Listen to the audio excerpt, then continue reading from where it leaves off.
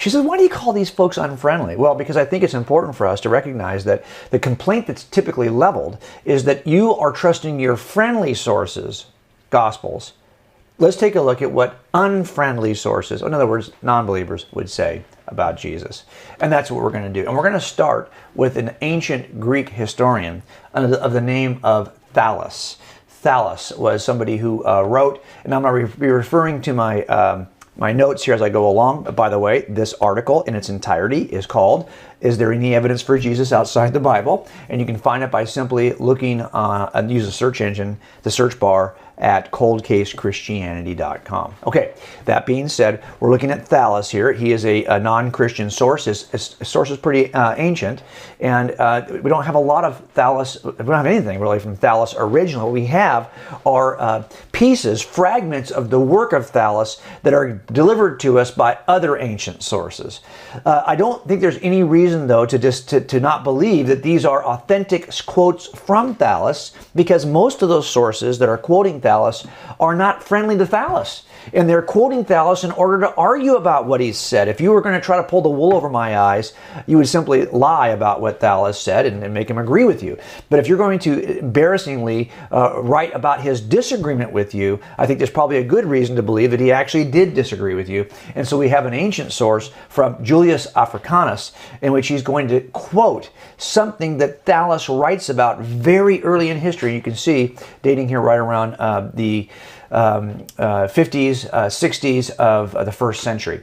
And here's what he writes. Again, he is writing about Jesus. He's also writing about a specific a passage, a specific event related to Jesus, the crucifixion, and the darkness and the earthquake that occurred at the crucifixion. Let's take a look at what he has to say. I've got it here on the screen for you. On the whole world there pressed a most fearful darkness, as at the point of the crucifixion, and the rocks were rent by an earthquake, and many places in Judea and other districts were thrown down. This darkness, Thallus, this is Julius Africanus now, describing to Thallus in the third book of his history, calls, as it appears to me without reason, an eclipse of the sun. So Julius Africanus is arguing that Thallus, when writing about this darkness that occurred at the crucifixion, is attributing it to an eclipse of the sun. An eclipse of the sun. Now that's interesting, because what you have to do in order, you might say, well, look, this doesn't tell us much. It doesn't.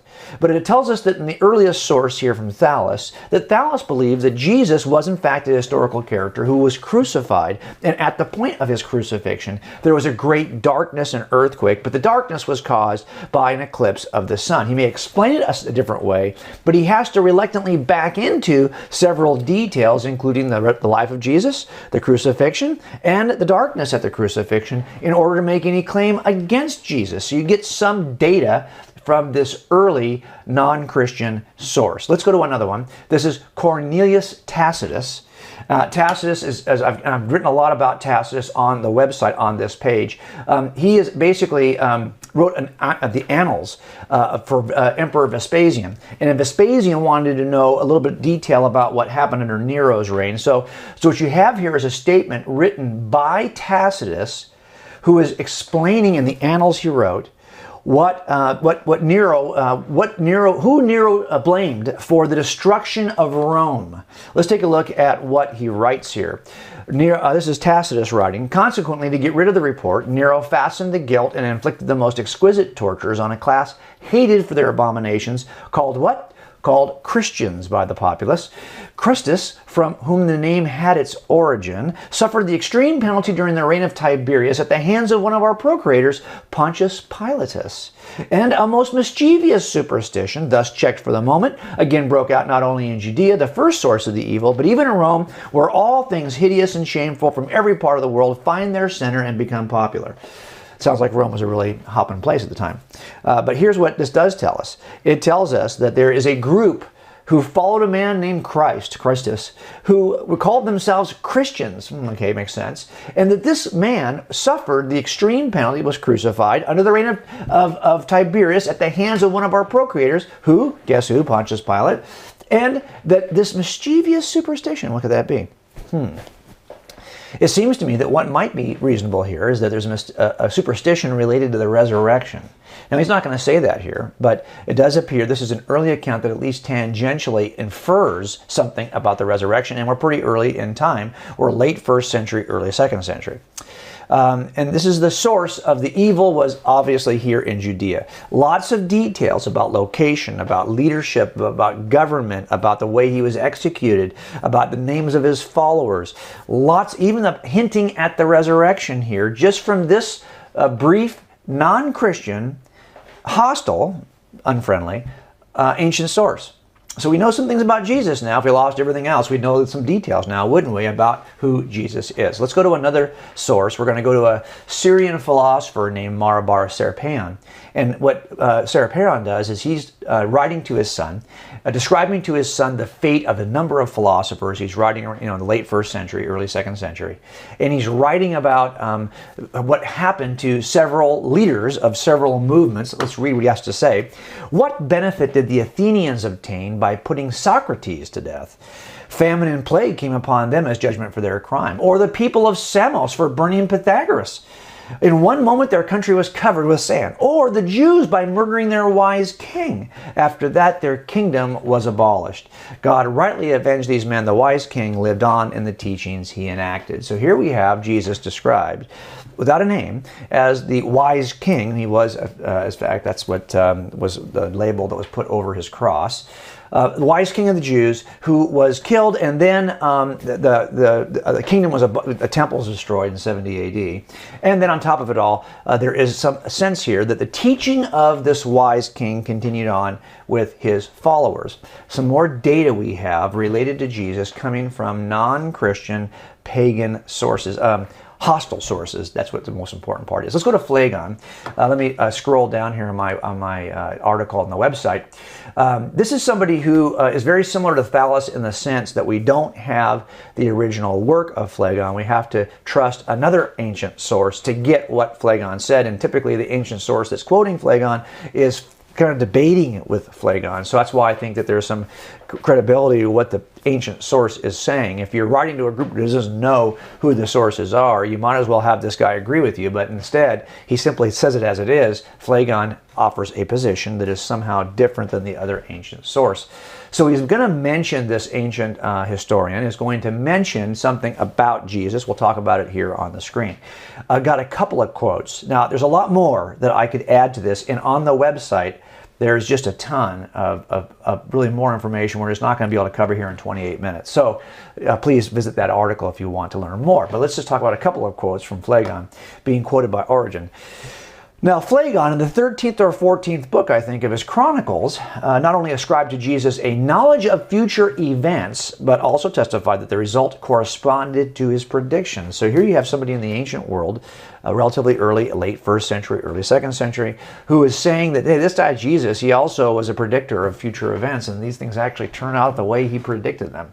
Interesting. Now, also, you have this quote, Jesus, while alive, was of no assistance to himself, but that he arose after death and exhibited the marks of his punishment and showed how his hands had been pierced by nails.